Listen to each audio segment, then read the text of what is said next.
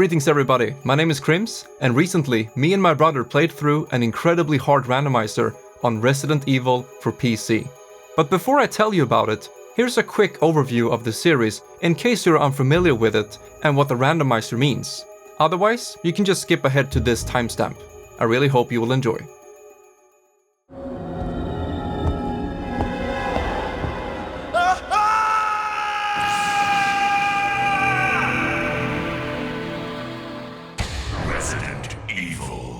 Resident Evil is a 1996 survival horror video game developed and published by Capcom, originally for the PlayStation 1. It's the first title in the Resident Evil franchise, and the player controls Chris Redfield, or Jill Valentine, members of the Task Force STARS, who must escape a mansion infested with zombies and other monsters. It became the best-selling PlayStation game at the time. By December 1997, it had sold about 4 million copies worldwide. Resident Evil is credited with defining the survival horror genre and with returning zombies to popular culture, leading to a renewed interest in zombie films by the 2000s. It created a franchise including video games, films, comics, novels, and merchandise that's still going strong 25 years later. The game's graphics consist of real-time 3D polygon characters and objects, superimposed over pre-rendered backdrops with fixed camera angles. The objective of the game is to uncover the mystery of the mansion and ultimately escape alive. Key items are also available that give the player access to other items or new areas. The player can arm their character with weapons to defend themselves from enemies, although the ammunition available for each firearm is limited, and the player must learn to conserve the ammunition they have for situations where they really need it. To restore the character's health, the player uses first aid sprays or 3 types of healing herbs that can be mixed together in different combinations for different healing effects.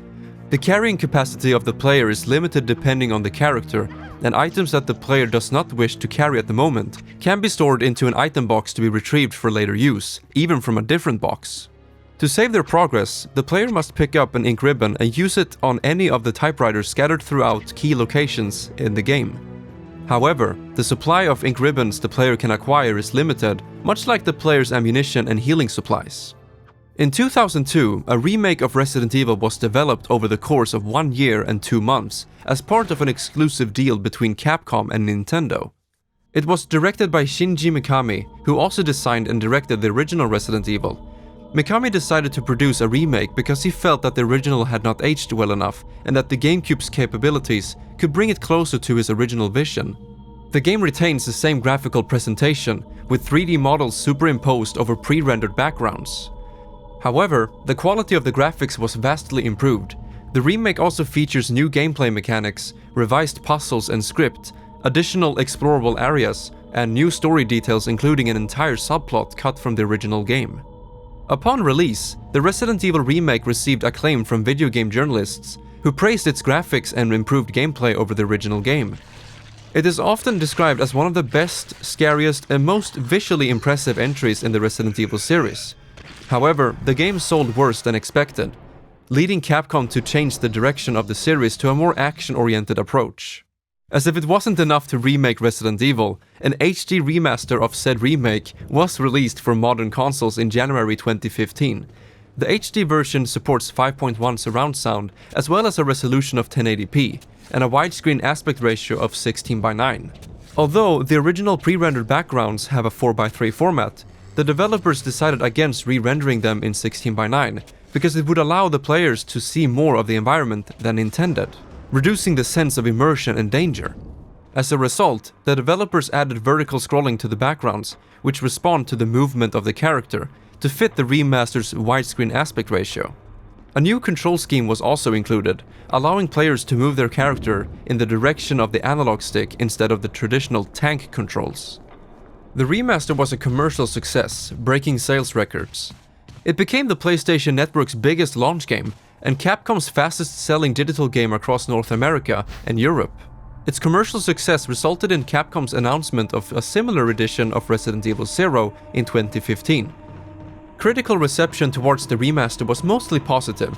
Several critics noted that some of the features like the inventory system and the insistence on having to revisit previous explored areas have not aged very well, but generally agreed that the remaster was a solid revival of a classic.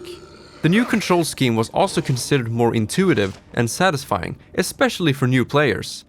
As of June 2020, the remaster had sold 2.8 million copies worldwide across all platforms. The HD remaster was also released on PC, which opened the floodgates to modifications. Here are some mods I like to use. Door skip, so you don't have to wait an hour for each door to open.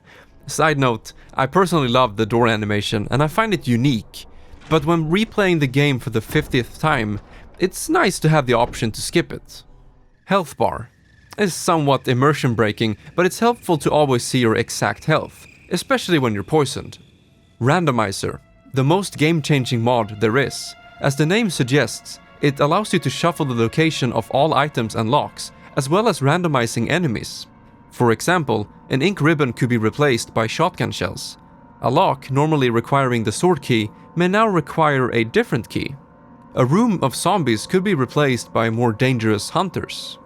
As a complement to the randomizer mod, an item tracker is available as well, making it easy to track which items you've found.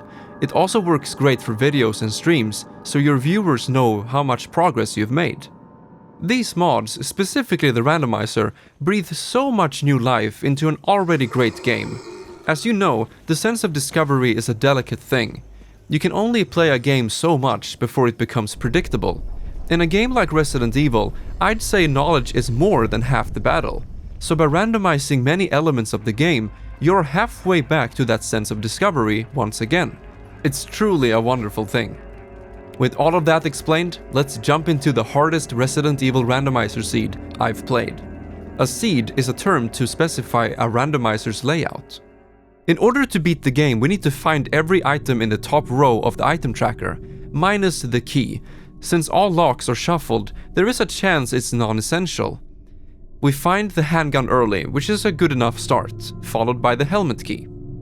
As we approach the first save room, we're greeted by a pack of hunters instead of slow-moving zombies. The handgun is easily outmatched by the hunters' sheer speed and aggression, so our choice is to run past them. But the staircase slows us down, putting us in great danger. We locate the cylinder, which proved to be a necessary item for this seed, as it opens up an area later in the game. Going through the basement, we end up in the kitchen where we find one of the top row items in the tracker, the stone and metal object. Probably the best key item you can find, as it opens up a huge new area to explore, while also being one of two keys to access the final area of the game.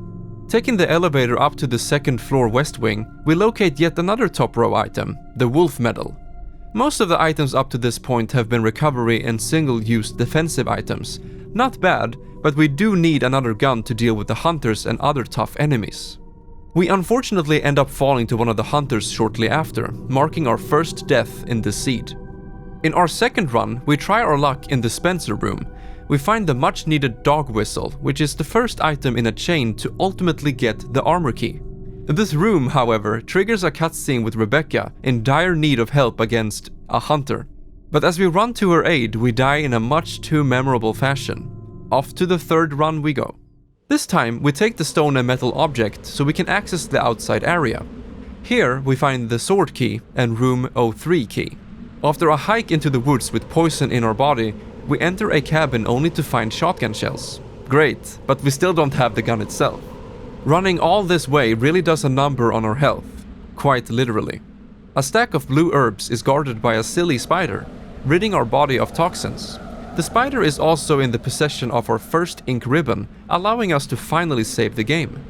We grab the dog whistle and leave Rebecca to the unqualified reptile barber. With the sword key, we're able to access the west balcony where the dog whistle calls upon two dogs. After some slick combat by my brother, we grab a collar containing a coin that turns into an imitation of a key used to get the armor key. As if it wasn't bad enough to have multiple hunters outside the first save room, the second save room mimics the same story. We take our first well-deserved save in the dining room and head outside to the graveyard. Failing to get the Crimson Heads to grab us so Chris can stuff a flash grenade in their mouth, he gets clawed to bits. The next try goes much better, and we grab a self-defense gun, the second gun in our arsenal. It deals extreme damage but only has one round. It quickly gets used on one of the hunters. In the room of Rebecca's all-too-close shave, There's a crank next to a chessboard, which opens up a new area to explore. Out in the residence, there is a huge beehive host to another top row item, the stone ring. At a loss to find more items, we reluctantly head towards a boss room host to a big snake, with only a handgun to battle with. Upon arrival at the snake's den, we realize it's been randomized to a chimera. Easily defeated, the quest was fruitless, as the reward is just shotgun shells. Useless for now. Back at the residence, we find a battery in a bathtub. Seems safe, right? Chris immediately uses it to power an elevator, giving us access to a new area. We step into the Black Tiger's parlor. Switching to incendiaries, they're burnt to a crisp. In the corner, we acquire the chemical, soon to be followed by the yellow gemstone. In the most illogical room of the game, another top row item is ours for the taking. The metal object.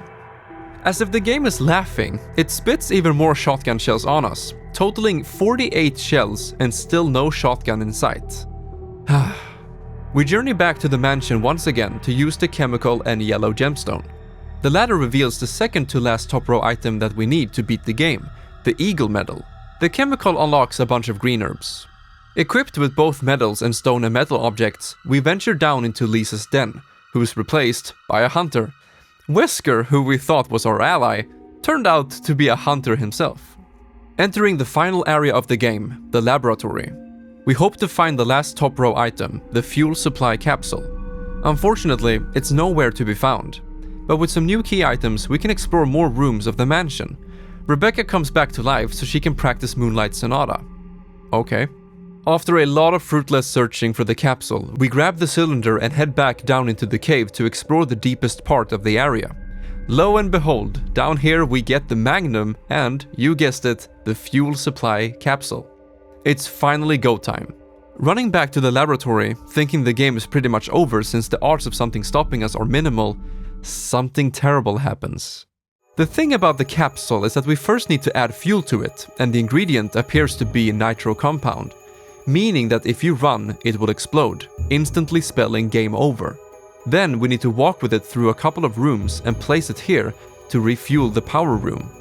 Doesn't sound that bad, right? Just dispose of all enemies in each room and simply walk there with the fuel-filled capsule. Well, in this randomizer, the final boss of the game, the Tyrant, has a chance to appear in any room containing enemies. And of all rooms in the game, it just had to be the one where we insert the capsule. But it doesn't end there. You see, if a room is host to multiple enemies, the randomizer replaces all of those enemies with the new type. That means this room has not one, not two, but 3 Tyrants. We have to take down 3 final bosses in one room with a Magnum, a handgun, and 2 healing items. Keep in mind, we are also playing on hard mode, meaning the enemies are considerably tougher than normal. It's time to get your game face on. Okay, here we go. Fuck him up. Or run.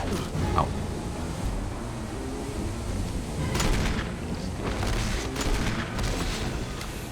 Oh, messed up my ammo. Oh, fuck, that stab hurts. And this is 2... Yeah, oh wow, I'm dead. I can't get past. I can't even see, his ass is in the way. One more shot.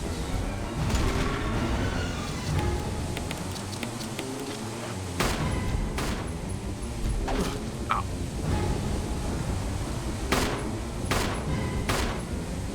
I may have gotten too greedy.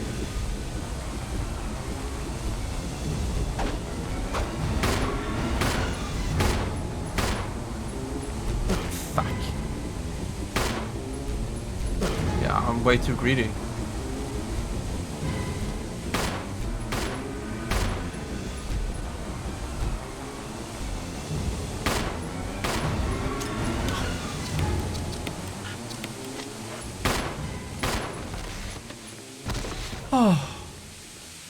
I just beat 3 Tyrants on hard mode. You know, that is usually the final boss of the game. We beat 3 of them in one room. After a couple of tries, we managed to take them down, with little to no supplies left. After turning on the power, we head up to where you would normally face the tyrant alone. Luckily, we only have to fight one chimera instead. Running completely out of ammo and healing items, we end the fight with a knife. From here, it's smooth sailing up to the helipad, and Chris flies away without saving his teammates Jill and Rebecca. With that, we have completed the hardest randomizer of Resident Evil that I have played. What a blast it was! I have played and streamed many randomizers before, and this is no doubt the greatest yet. I really hope you enjoyed this video. I'm definitely planning on streaming more of these randomizers, so please consider following my Twitch, and who knows, maybe you'll be part of the next run. Thank you so much for watching. Do you have any experience with randomizers? What are some of your favorite moments? Let me know in the comments below, and I will see you in future videos. Bye for now.